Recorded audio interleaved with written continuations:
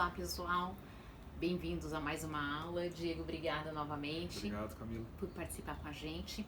E hoje, Diego, vamos falar um pouquinho daqueles estudos que a gente ainda não comentou, que na verdade são a base da nossa pirâmide de evidência, né? Exatamente. Então a gente já falou dos estudos aqueles aonde o nível de evidência são os mais altos possíveis, aonde a qualidade técnica para você montar o estudo é a melhor possível, mas a gente sabe que existem estudos mais baratos, mais fáceis de serem feitos, que podem ser feitos assim de uma maneira mais rápida, né, com objetivos variados, que não somente uma pergunta como um pico, que são caso controle, relato de caso e assim por diante. Vamos falar um pouquinho desses estudos só para a gente saber o quanto que a gente pode usá-los, né, basear alguma coisa em relação a eles e a importância que eles também têm, né, em relação a outros estudos maiores. Perfeito. Então, Camila, mais uma vez, obrigado. A quem está nos acompanhando aí, toda a aula, obrigado pela presença, pelo engajamento de vocês.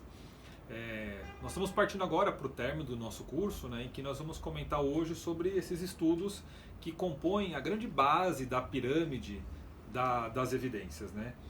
Que no nível de menor evidência nós estamos falando dos relatos de caso e das séries de casos, naqueles em que um especialista pega um prontuário, pega um conjunto de prontuários e faz as suas análises, e passando por alguns estudos retrospectivos mais sofisticados, em que a gente consegue pelo menos comparar alguns grupos, do tipo caso controle ou aquelas coortes retrospectivas, né, em que a gente tem longos acompanhamentos.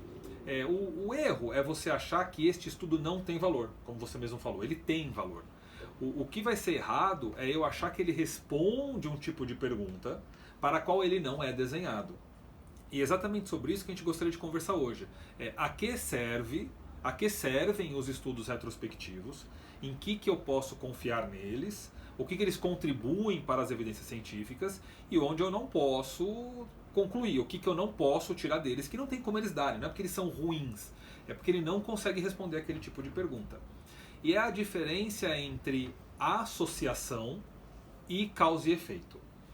Quando a gente fala dos estudos prospectivos, principalmente os ensaios clínicos, quando bem feitos, a gente pode começar a tirar conclusões do tipo causa e efeito.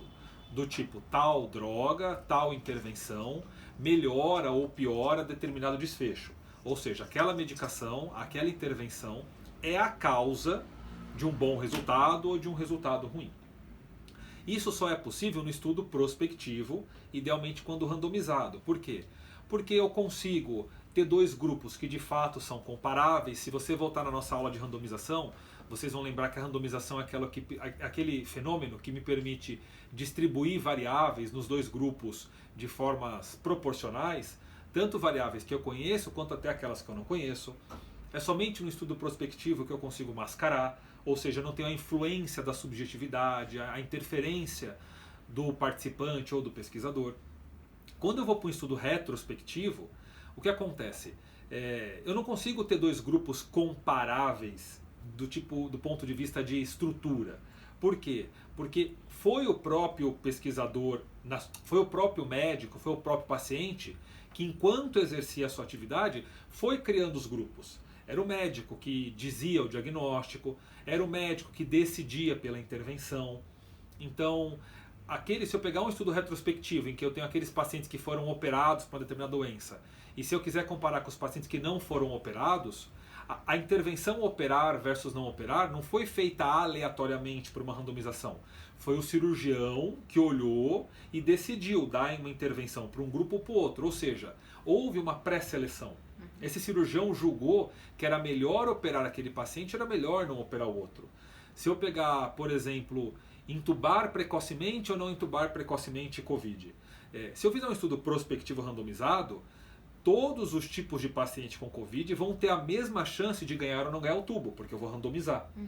Se eu pegar os estudos retrospectivos, ganhou o tubo aquele paciente que o intensivista ou que o emergencista julgou que se beneficiaria do tubo.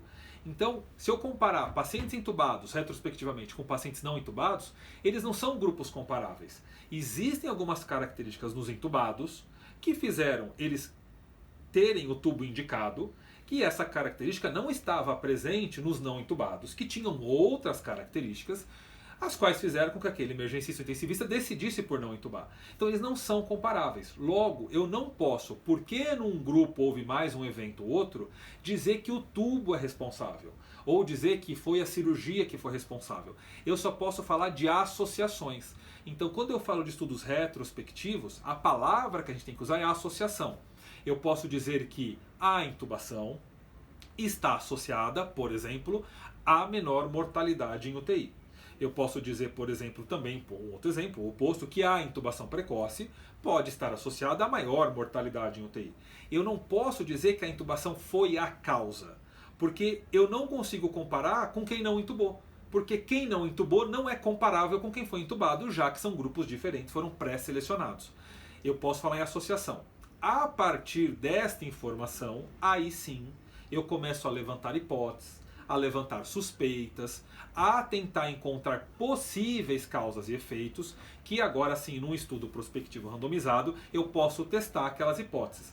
Então, se eu fizer uma coorte retrospectiva, eu analisar meus casos de enfermaria, por exemplo, de apendicite aguda, em que um grupo eu dei alta com 7 dias de antibiótico, outro grupo eu dei alta com 3 dias, e eu percebi que não houve diferença na taxa de infecção de ferida operatória, por exemplo, no grupo de antibiótico por 7 dias versus antibiótico por 3 dias, estou falando isso porque é um estudo real que nós fizemos, eu não posso dizer que é seguro dar antibiótico por 3 dias. Porque muito provavelmente eu dei por 3 dias naquele paciente mais jovem, imunocompetente, que teve uma cirurgia mais simples, cujo grau da apendicite aguda era mais leve. É pouco provável que eu tenha dado só 3 dias no paciente que chocou no intraoperatório de forma séptica e que tinha uma ferida mais hiperemiada. Eu intuitivamente quis estender o prazo nesse, porque subjetivamente eu achei que aquela ferida estava pior. Então eu posso dizer que há uma associação entre infecção e menor tempo de antibiótico, ou que não há essa associação. Aí eu preciso que a literatura pegue essa minha dúvida e transforme ela num ensaio clínico randomizado. Daí não importa para qual tipo de ferida, eu vou randomizar e vou dar 3 dias ou vou dar 7 dias. Então eu vou ter no grupo 3 dias pacientes com feridas boas e com feridas ruins. E vou ter no grupo 7 dias pacientes com feridas boas e feridas ruins. Eu vou ter idosos nos 2 grupos, eu vou ter imunossuprimido nos 2 grupos, vou ter obeso nos 2 grupos. E aí eu vou poder com mais segurança dizer, olha, de fato é seguro dar só 3 dias de antibiótico. Esse estudo existe, ó, stop it. Eu posso dar menos dias que não vai piorar. Mas tudo nasceu de uma dúvida de associação. O grande erro é quando alguém lê um estudo retrospectivo, do tipo caso controle, ou um ensaio clínico, ou um relato de caso, ou uma série de casos retrospectivas, que encontra uma associação e a pessoa chega à conclusão de que essa associação é causa e efeito, quando na verdade não é. Um exemplo útil para a gente concluir essa parte da nossa conversa. Quando começou-se a perceber que poderia haver uma associação do câncer de pulmão com alguns hábitos, esse estudo é muito famoso, foram tentar olhar retrospectivamente quais hábitos estavam associados aos pacientes que tinham câncer de pulmão. Então pegaram muitos pacientes que iam no hospital por outras doenças que não o câncer de pulmão e pegaram vários pacientes que tinham câncer de pulmão e começaram a isolar quais variáveis tinha em comum num grupo que não havia no outro. E que curioso que identificaram que pacientes com câncer de pulmão bebiam mais café. E aí, erroneamente, algumas pessoas interpretaram que o café era a causa do câncer de pulmão. Quando na verdade eu só poderia dizer que estava associado. Poderia ser a causa? Até poderia. Poderia no futuro se descobrir que café causava câncer de pulmão. Mas até então era uma informação de associação. Quando foram esmiuçar, perceberam que o quê? Que pessoas que fumam bebem mais café. Então eu achei uma colinearidade, eu achei uma covariável associada. Quando eu purifico no prospectivo, eu vejo que café não causa mais câncer de pulmão. Aí eu descobri que era o cigarro. E aí, então, pôde de forma mais acurada descobrir. Mas partiu de uma associação que poderia estar certa. Não estou falando que porque está associado não é causa e efeito. Até poderia ser o café. Nesse caso, não era. Né? Então é esse o cuidado que a gente tem que tomar. Quando nós lermos estudos retrospectivos, eu tenho que ter muito cuidado em não concluir de forma categórica que eu estou diante de uma causa e efeito. Ou seja, para todos os próximos casos, há uma grande chance de eu encontrar essa associação. Não é verdade. Isso não é verdade. Eu tenho uma potencial causa e efeito dentro de uma associação. E aí quem vai me responder se de fato é causa e efeito é sim a evidência prospectiva, randomizada, mascarada, que tem poder para responder a pergunta do tipo causa e efeito. Porém, como você mesmo disse, se a gente for fazer ensaio clínico para tudo, para todas as nossas dúvidas, não tem dinheiro que aguente, não tem sistema que dê conta. Então eu preciso dos estudos retrospectivos para me levantarem hipóteses, para eu testar as minhas hipóteses. Será que tal coisa está associada? Será que tal medicação pode ou não? E eu busco no retrospectivo inicialmente, eu consigo desenhar mais rápido, mais barato, equipes menores conseguem. E querendo ou não, o estudo retrospectivo é a iniciação científica da grande parte dos profissionais da saúde que querem enveredar nessa área. As iniciações científicas, os trabalhos de congresso, a grande maioria é retrospectivo. E a própria literatura como um todo tem um corpo de retrospectivo muito grande. E eles são fundamentais, porque eles são a dúvida, eles são o brainstorm da literatura. É lá que a gente está se perguntando o que está acontecendo. As grandes perguntas vêm do retrospectivo. Surgem daí. As associações falam, nossa, olha que coisa interessante que eu achei. Vamos testar se é? E aí a gente testa. E aí que a gente encontra ou não essa dúvida oriunda do retrospectivo. Então ele tem seu valor sim, só é saber o que ele se propõe, o que ele está me respondendo. Eu acho que assim, o retrospectivo é bem o que você falou.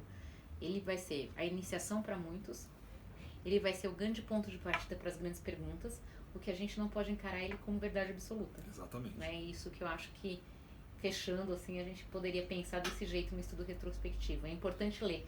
Inclusive até para você ler trabalhos retrospectivos, para você entender o que é um trabalho científico. Que talvez seja até mais fácil de ler para quem não está acostumado com uma literatura acadêmica, uma literatura científica, esses trabalhos primeiro. Exato. E se você assistir nossa aula anterior sobre risco relativo e odds ratio, você vai encontrar o odds, geralmente, no retrospectivo.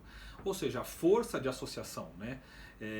Em alguns estudos você encontra o kappa, que é uma variável de concordância, mas eles trabalham com variáveis matemáticas muito parecidas com a dos prospectivos. Às vezes o prospectivo trabalha com risco relativo ou não, mas no fundo ambos vão trabalhar com correlações numéricas, com intervalos de confiança e com nível de significância estatística, com um P. E a interpretação é a mesma, né? Se tem ou não significância, se os intervalos são largos ou não são largos, se eles se cruzam ou não se cruzam, se o odds tem uma associação forte, né? Eu posso dizer que tem muita correlação ou não tem.